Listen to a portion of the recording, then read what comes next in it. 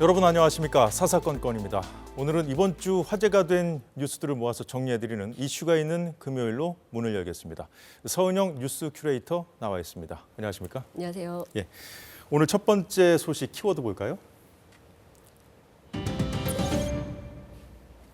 네, 비계 1cm 이하로 삼겹살은 본디 비계가 좀 붙어야 제맛인데 네. 여기 사진에 나오는 삼겹살은 좀 너무한 것 같은데 결국 정부까지 나서서 삼겹살 비계의 기준을 정해줘야 되는 상황에 이른 거잖아요. 네, 그렇습니다. 네.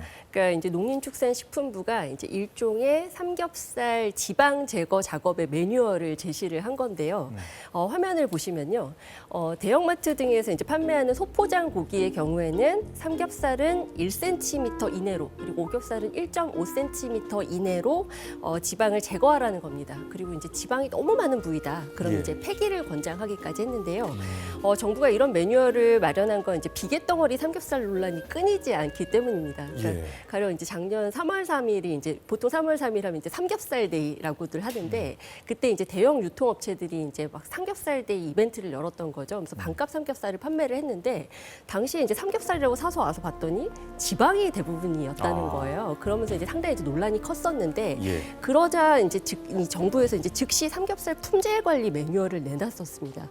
그리고 이제 또 얼마 전에 또 한 번 또 논란이 됐던 게 이제 한 지방자치단체에서 이제 고향사랑 기부제 답례품으로 이제 삼겹살을 선물로 줬는데 이걸 받아와서 봤더니 예. 또 비계가 가득했다라는 거예요. 그러면서 이제 또 한 번 이제 논란이 일어나니까 정부에서 이제 다시 한번 좀 상기시킬 필요가 있겠다. 그러면서 이 매뉴얼을 이제 축산업 관계자들한테 다시 한번 배포를 한 겁니다.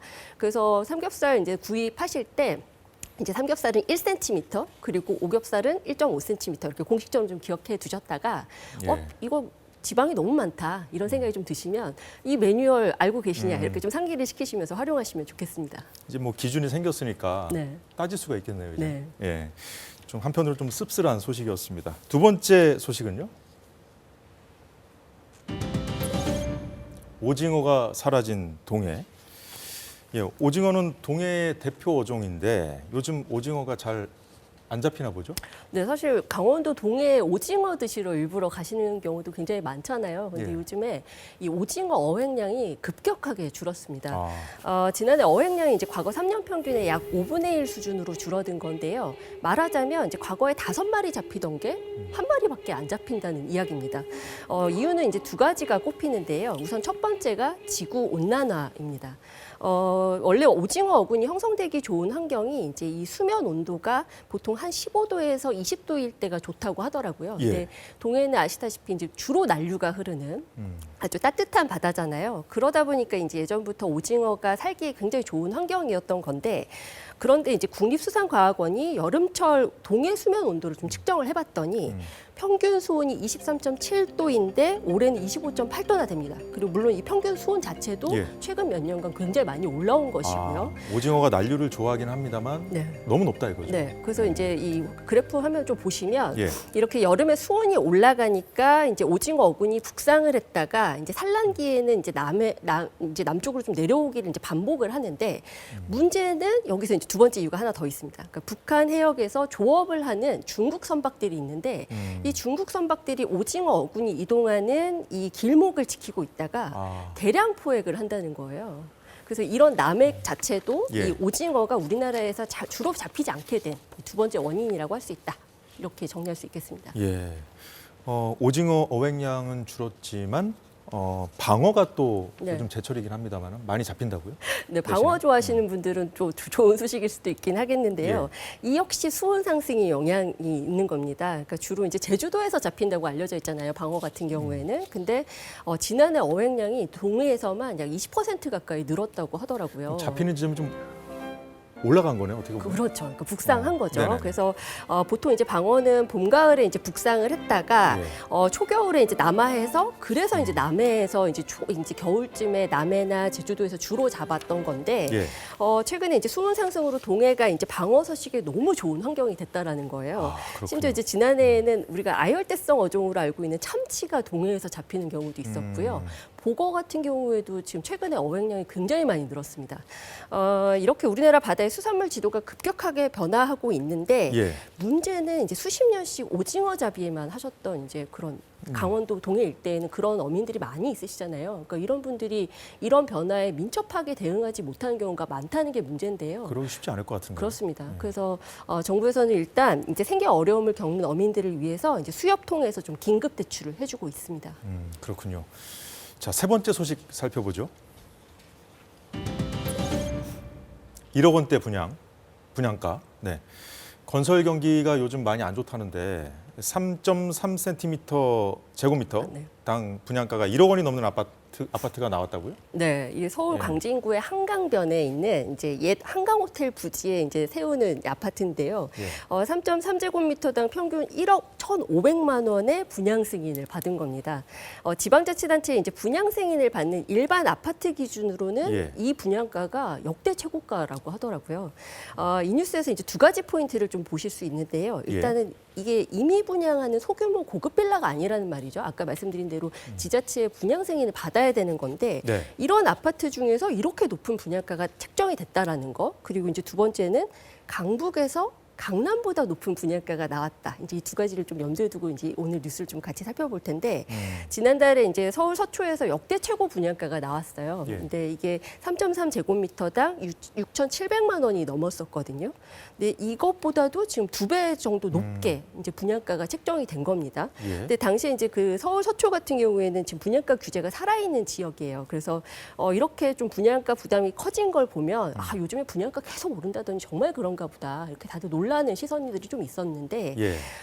한 달 만에 이제 그것도 강남이 아닌 강북에서 역대급 분양가가 이제 또 나왔다라는 거죠. 6,700만 원보다 훨씬 많이 그렇죠. 뛴 건데. 1억대라니 이제 상당히 이제 큰 또 부담인데. 근데 하지만 이 지역은 최근에 뭐 연예인들도 많이 살고 그래서 좀 부유촌 이미지가 좀 형성된 지역 아닙니까? 그것도 맞습니다. 그 어찌됐건. 이야기도 예. 맞는데 그럼에도 불구하고 어쨌든 우리가 분양가를 책정을 할 때는 주변 시세를 당연히 고려를 하잖아요. 그렇죠. 근데 이 아파트 같은 경우는 좀 의아하게도 주변 시세보다도 두세 배가량 높더라. 그래서 건설업계에서도 좀 의아하다, 좀 당혹스럽다 이런 이야기들을 주로 합니다. 그러면은 이게 배짱 영업인 건지 네. 아니면 그만한 이유가 있는 건지 좀 따져볼 필요가 있을 것 같은데요. 뭐 일단은 개발사 측은 당연히 이유가 있다고 설명을 하겠죠. 그러니까 이게 이제 각 세대가 다 한강변에 이제 붙어 있어서 뭐 영구적으로 한강 조망이 가능합니다. 그리고 시설도 뭐 최고급입니다. 이런 이야기를 합니다만 예. 근본적인 이유를 따져보자면 결국에는 정부의 이제 분양가 통제가 사실상 먹히지 않고 있다. 이런 분석이 가능할 것 같아요. 정부의 이제 가장 강력한 분양가 통제 장치가 이제 분양가 상한제거든요.